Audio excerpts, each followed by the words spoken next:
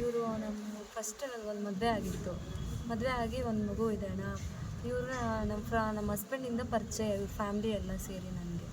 ಇವನು ನನಗೆ ನಂಬಿಸಿ ಎಲ್ಲೋ ಕರ್ಕೊಂಡೋಗಿ ಎಲ್ಲೋ ಹೋಗಬೇಕು ಅಂತ ಹೇಳ್ಬಿಟ್ಟು ಕರ್ಕೊಂಡೋಗಿ ನನಗೆ ಲೈಂಗಿಕವಾಗೆಲ್ಲ ಯೂಸ್ ಮಾಡಿಕೊಂಡು ನನಗೆ ಬಲವಂತದಿಂದ ಮಾಡಿ ಕರ್ಕೊಂಡು ಬಂದು ತಿರ್ಗಿ ಮನೇಲಿ ಬಿಟ್ಟು ಮತ್ತು ಫೋಟೋಸ್ ವೀಡಿಯೋಸ್ ಎಲ್ಲ ಮಾಡಿಕೊಂಡು ನನಗೆ ನನ್ನ ಜೊತೆ ಬ್ಲ್ಯಾಕ್ ಮೇಲ್ ಮಾಡಿಕೊಂಡು 2 ವರ್ಷ ಯೂಸ್ ಮಾಡ್ಕೊಂಡಣ. ಮತ್ತು ನನ್ನ ಕೈಲಿ ಆಗಿಲ್ಲ ಅಂತ ಹೇಳ್ಬಿಟ್ಟು ನಮ್ಮ ಮನೆಯಲ್ಲಿ ಹೇಳ್ಬಿಟ್ಟೆ ನಾನು ಫಸ್ಟ್ ಹಸ್ಬೆಂಡ್ಗೆ. ಅವ್ರಿಗೆಲ್ಲ ಗೊತ್ತಾದಮೇಲೆ ನಾನು ಇವರಿಂದ ಪ್ರೆಗ್ನೆನ್ಸಿ ಅಂತ ಹೇಳ್ಬಿಟ್ಟು ಗೊತ್ತಾದಮೇಲೆ ಪೊಲೀಸ್ ಕಂಪ್ಲೇಂಟ್ ಎಲ್ಲ ಕೊಟ್ಟಿದ್ವಿ. ಇಲ್ಲಿ ಸ್ಟೇಷನಲ್ಲಿ ರಾಜಿ ಮಾಡಿಬಿಟ್ಟು ಸರಿ ಆಯಿತು ಅಂತ ಹೇಳಿಬಿಟ್ಟು ಕರ್ಕೊಂಡೋಗಿ ಒಂದು ಮದುವೆ ಮಾಡಿಕೊಂಡು ಕೋಲಾರಲ್ಲಿ ಮನೆ ಮಾಡಿ ಇಟ್ಕೊಂಡಿದ್ದೆ.